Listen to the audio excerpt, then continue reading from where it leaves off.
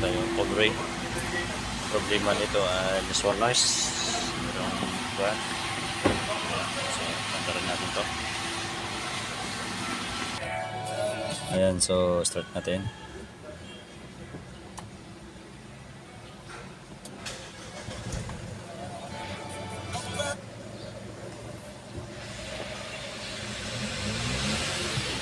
Ayan o. Tunog. Ko para sa RO. Dito 5X 40K. Pero parang may wang-wang. Guys, parang may singaw. Baka sa intake ito. Sa exhaust.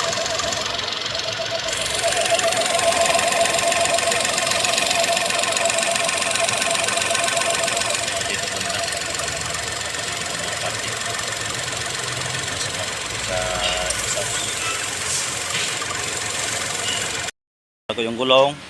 Tapos kanyang cover dito, tinanggal ko na rin para marinig ko kung asang banda siya yung problema yung tumutunog dito banda. Dito banda. Sila light. Kasi ito ay nabangga. Yan guys, oh. Tingnan mo nyo. No? Yan, bangga siya. Baka nagkaroon ng leaking itong ating intercooler ito. Ito guys, oh, ito. Yan, kita nyo yan. Yan. So dito tayo sa ilalim. Yan. Sus, tanggal talaga oh. Ayan guys, tanggal. Tanggal sa ito yung oil cooler nyo. Tingnan ko dito, baka merong buslot. May buslot dito. Ayan guys. Tip niya guys, yan o yan. Ayan o yan. Para dito yung gagaling ng tunog eh. Ayan. So yan, ang catalytic niya, tatanggalin ko yan guys.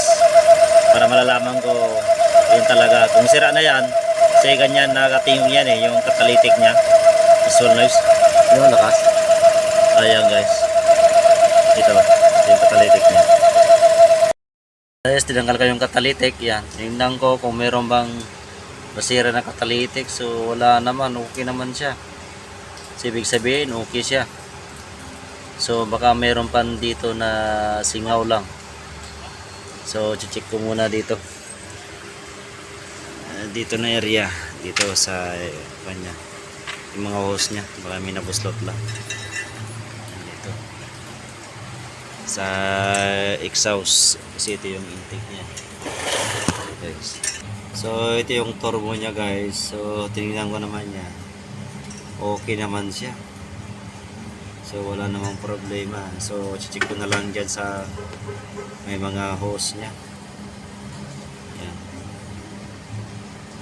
Okay naman, so reset lang natin ito mga kanya. Baka may maluwag lang siguro parte nya ating Colray.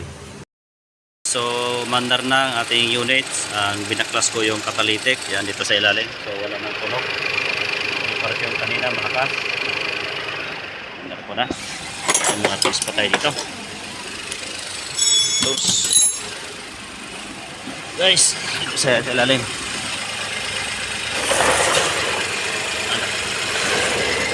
Ayan, so